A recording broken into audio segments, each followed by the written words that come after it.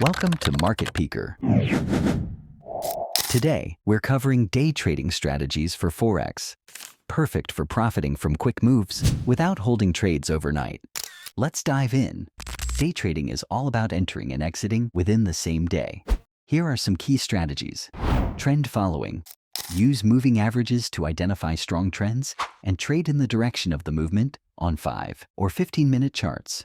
Range trading.